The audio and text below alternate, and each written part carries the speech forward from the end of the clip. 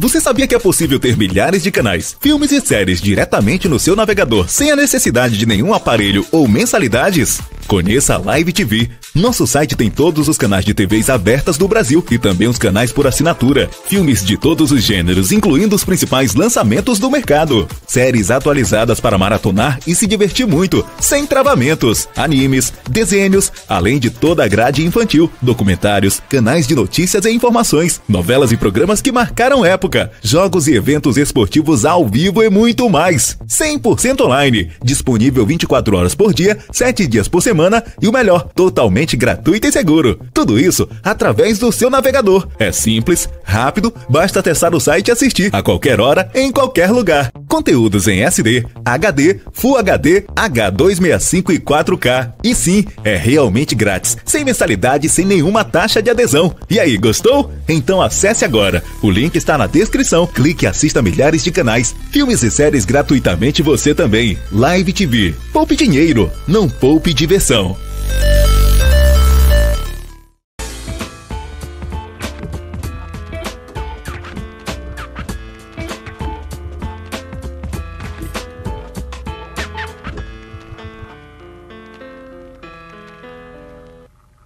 Olá, seja bem-vindo ao NBR Entrevista.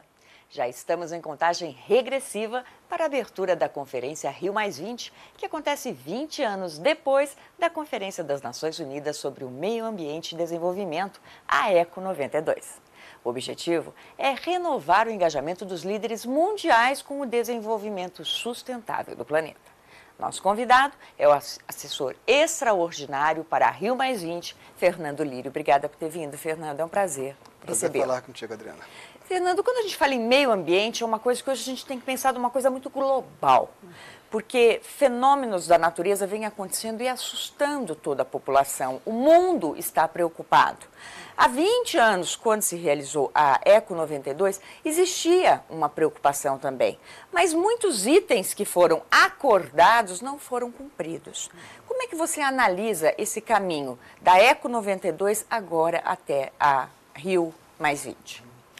Bom, Adriana, é um prazer estar aqui, a gente poder conversar sobre esses assuntos todos, porque essa conferência ela é de uma importância fundamental e por isso o Brasil propôs a sua realização aqui no nosso país no ano de 2012. A primeira coisa que eu acho importante a gente mencionar é que ela não é uma conferência sobre meio ambiente, é uma conferência sobre desenvolvimento sustentável. O que isso significa, né? O desenvolvimento sustentável implica tratarmos da mesma maneira as questões de inclusão social, de conservação ambiental e de desenvolvimento econômico. Isso para um país em desenvolvimento como o Brasil e como outros tantos países, adquire uma importância absolutamente crescente. Por quê? Os problemas ambientais hoje, eles são, antes de tudo, problemas de desenvolvimento. Você não tem como você discutir a conservação ambiental se você não consegue discutir também a inclusão social e discutir o desenvolvimento econômico. Você não pode fazer...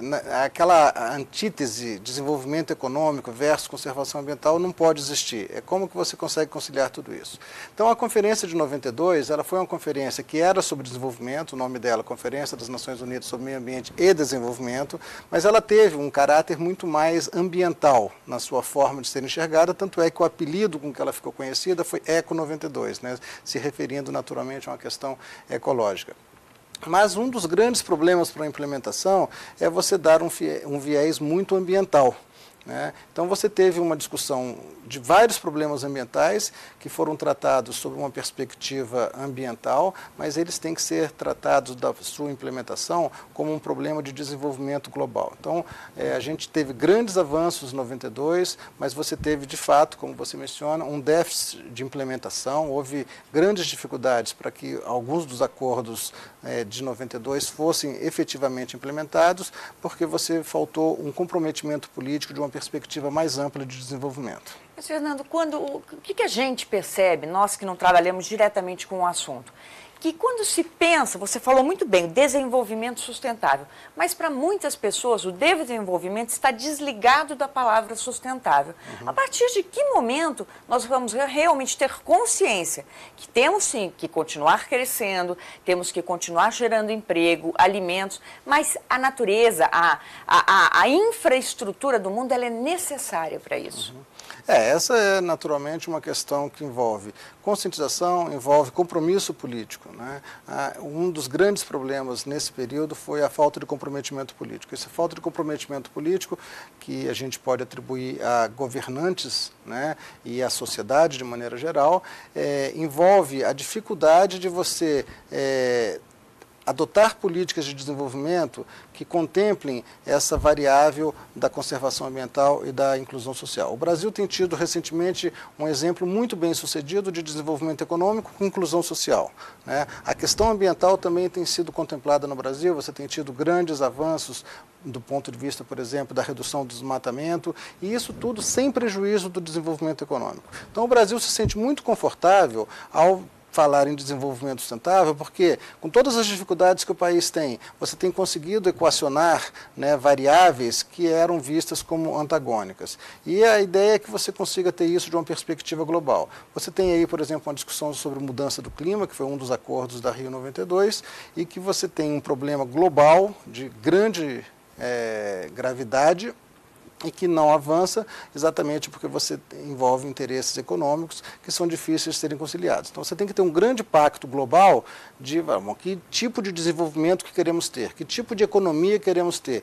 Isso significa rever padrões de consumo, padrões de produção, significa um pacto que minimize essa divisão norte-sul, países desenvolvidos, países em desenvolvimento, que significa um sistema de cooperação internacional muito mais aprofundado e muito mais coerente do que a gente tem hoje. Você disse que o Brasil conseguiu, esses anos, a inclusão social, o desenvolvimento junto com a sustentabilidade. Que experiências o Brasil leva para esta conferência que pode compartilhar com o resto do mundo?